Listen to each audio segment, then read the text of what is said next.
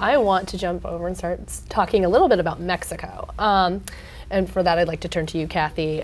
You've worked since 2017 on a case which is of special interest to the club, that of Emilio Gutierrez-Soto, who is a Mexican journalist who was seeking asylum in the U.S., who is seeking asylum in the U.S. So can you talk a little bit about where we are with Emilio's case, what we might expect this year, and how it should be seen against the backdrop of violence that we've seen towards Mexican journalists? Well, this is a case where I think the current administration has an opportunity to right a multi-year wrong.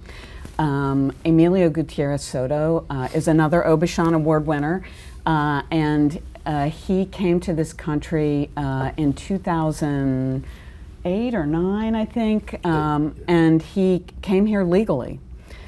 He came through the front door, did everything that the administration says you should do. He came through a port of entry in Texas seeking asylum. Why was he seeking asylum? Because he was a community reporter working for a small publication in his home community in Mexico, and he reported on local corruption.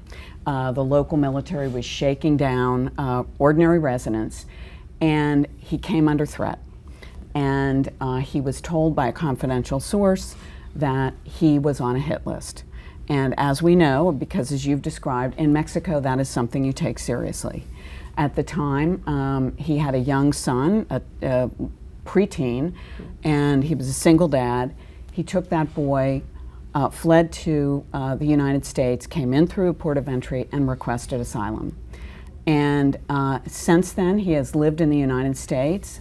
Law-abiding, has been a productive member of every community he's lived in. He lived for a while in Las Cruces, New Mexico, and now lives in Ann Arbor, Michigan, where he was a Knight Wallace Fellow at the University of Michigan.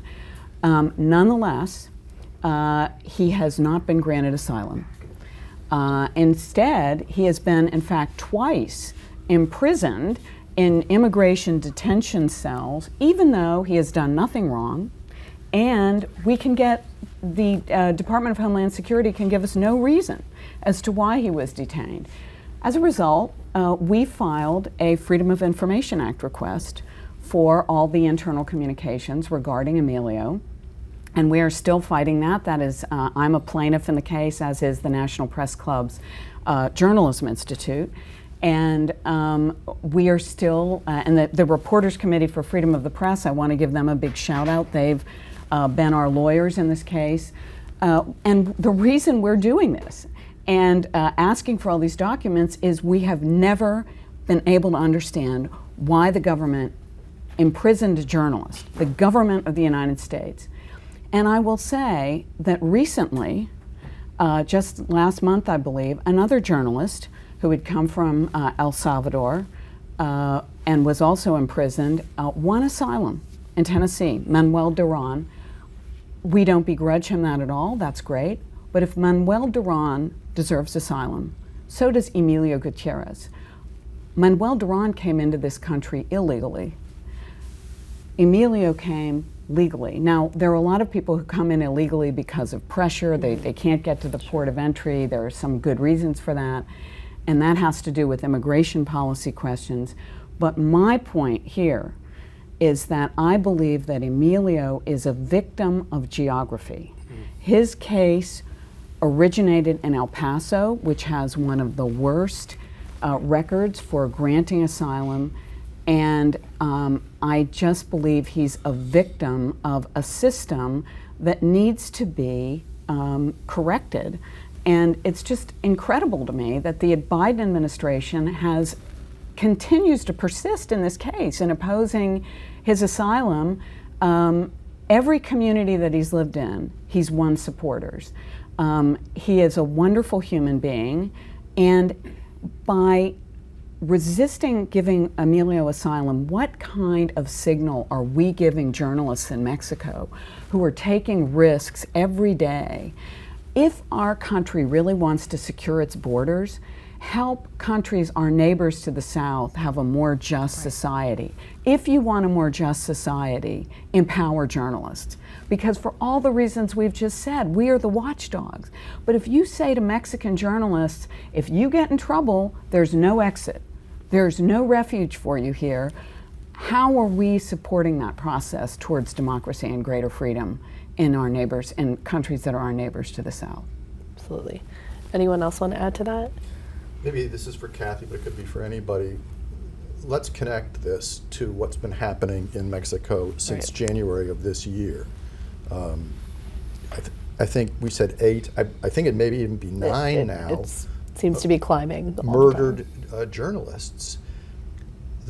Kathy knows this well, but our State Department will say that it is not a good idea for a Mexican journalist to be extradited to Mexico under these conditions. Right.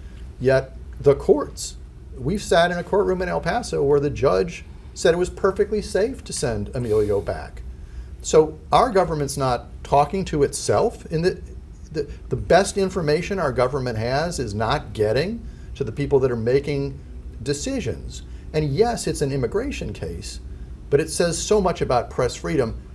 Someone in here should be stepping in. And we've just been watching this for years not happen. And so if we can't take care of this one, which is very easy, we control everything here, how are we going to help people overseas? And one thing I will add is that Emilio was detained for a second time right after he gave a speech at the National Press Club. That's right. Within 6 weeks.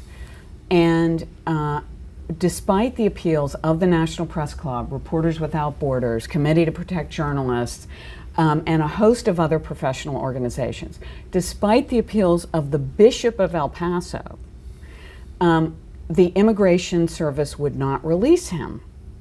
And finally, we filed this Freedom of Information case, and we also filed a writ of habeas corpus to get him out of jail. And when the judge in that case told the Department of Homeland Security, you must turn over all the papers that were requested in this FOIA right away, under discovery, they released Emilio instead. That is why we are pursuing our case, because we think there's something there. Yeah. Why would you resist all that time and then suddenly cave when you had to turn over documents?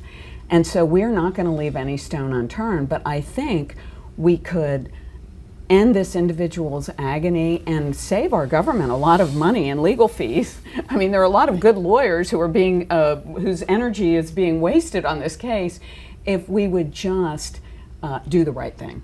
Absolutely. And it seems to me that the situation is becoming even more dire as we're seeing, the murder rate of journalists in Mexico climb far beyond what we've been seeing in recent years. Bill, I think you may have more statistics off the top of your head over how many total Mexican journalists were killed last year versus just in the first few months of this year. It's climbing. Yeah, I'm not sure what the reason is for this, but... It was 9 in the first 3 months of this year, mm-hmm. and it was 9 in the entire year of 2021. And at 9 journalists killed, that's the second highest total of any country, I think only to India, which is also disturbing. Yeah. But that is a tremendous problem, obviously, and seems quite out of control. And I'll just go a little bit more, something Kathy and I discovered in this. So there's a program in Mexico that purports to protect journalists who are at risk. It's government funded. There have been journalists that are in that program that have been killed. And when Emilio's case comes up, the judge points to that program and says it's no problem to return him to Mexico because they've got this great program. Well, a 6th grade paper, could unearth that that's not a workable solution. But in America, this judge, his opinion is that he's the Supreme Court. No one's going to turn him over. And he's not really a judge. The immigration judges are not Article 3 judges. They are arms of the Justice Department, but they are not actual court judges, and they're overwhelmed. They have way too many cases to decide, and I think this is a clear case where you see bad decisions being made for whatever reason. But I think, again, as we talked about with Maria Ressa, we really need to keep the pressure on and not forget. And because I think when you see journalists in this kind of trouble, it's a sign that civil society is unraveling. And if we care about our democracy and our civil society and civilization, we need to take a stand on behalf of people who stand up for free speech and against corruption. And that's what journalism is all about. Right. One more thing that I would add to just kind of bridge some of this. You talked about the murder rates in Mexico of journalists and India as well. There's a very disturbing trend of journalists being killed, murdered in democratic societies. India and Mexico have democratic institutions. I mean, they're not fully functioning democracies the way that they maybe used to be, especially in the case of India. But we have a real responsibility here, and our government has a responsibility here to call for accountability in these cases. And I can't recall the exact statistic, but in the cases of journalists who are murdered, there is almost never a trial in these countries, right?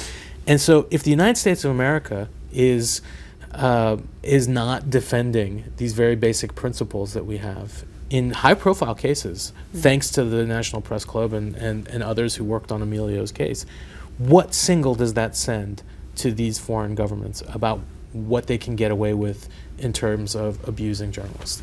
It's a question that I don't really want to answer, but I think we all understand what's at stake. Well, and I think that's why we're all here. Yeah. And why institutions like the Press Club are doing what they do, because journalists have realized we have to speak out for ourselves and our colleagues, because not enough other people are. There's been a real dehumanizing of journalists, and we can point back to Maria and Emilio's cases as prime examples of that. The way that my colleague Jamal Khashoggi was brutally murdered in Turkey in his own government's consulate.